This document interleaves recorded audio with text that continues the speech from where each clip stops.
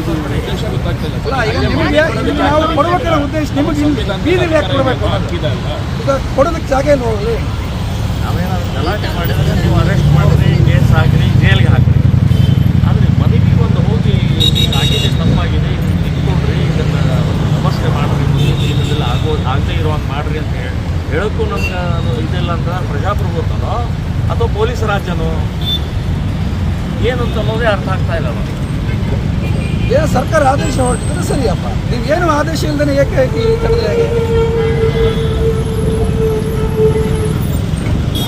ಈ ರೀತಿ ಹೆದರಿದ್ರೆ ಉಳಿಸೋಕ್ಕಾಗತ್ತೆ? ರಾಜ್ಯ ಉಳಿತದಂದ್ರೆ ಒಬ್ಬ ಅಧಿಕಾರಿಗಳಿಗೆ, ಒಬ್ಬ ರಾಜಕಾರಣಿಗಳಿಗೆ ಹೆದರ್ಕೊಂಡು ನೀವು ಈ ರೀತಿ ಬೀದಿಲಿ ಕಡೆಯಕ್ಕೆ ನಿಂತ್ಕೊಂಡ್ರೆ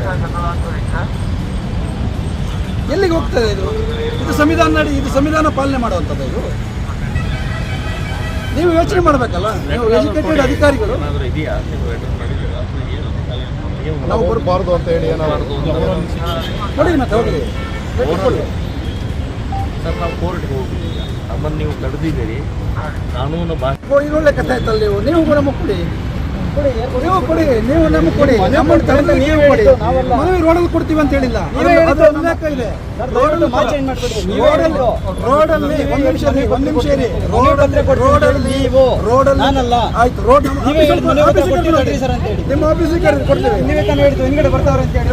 ಹೌದು, ಬರ್ತಾರೆ ಭಯ. ಇದೊಳ್ಳೆ ಕಥೆ ಆಯ್ತಲ್ಲ, ತಾಲಿಬಾನ್ ಆಡಳಿತ ಅಲ್ಲ ಅಲ್ವಾ? ನೀವು ಕೊಡಿ, ನಮಗೆ ತಡೆದ ಉದ್ದೇಶ ಏನಂತ ನೀವು ಕೊಡಿ, ನಾವು ಕೊಡ್ತೀವಿ. ನೀವು ಕೊಡಿ, ಇನ್ನೂ ಸ್ವಲ್ಪ ಇಲ್ವಲ್ಲ ನಾವು ತಲುಪಿಲ್ಲಲ್ಲ. ನೀವು ದಾರಿ ಅಡ್ಡ ಹಾಕ್ಬಿಟ್ರೆ ನೀವು ಈಗ ಮತ್ತೆ ದಾರಿಯಲ್ಲಿ ಹಿಡಿದಿರೋದಕ್ಕೆ ನೀವು ಒಂದು ಇದು ಕೊಡಿ. ಹೌದು, ತಡಿಬೇಕು ಅಂತ ಇದೆ ಅಂತ ಹೇಳಿದ್ರು. ಏನಾಗುತ್ತೆ? ಅವ್ರು ನಮಾಜ್ ಮಾಡಿದ ನ್ಯೂಸೆನ್ಸ್ ಆಗಲಿಲ್ಲ, ಏನಾಗಿದೆ? ನಮಾಜ್ ಮಾಡೋರಿಗೆ ಪರ್ಮಿಷನ್ ಆಗಿತ್ತಾ? ನಮಾಜ್ ಮಾಡೋರಿಗೆ ಪರ್ಮಿಷನ್ ಕೊಡಿ.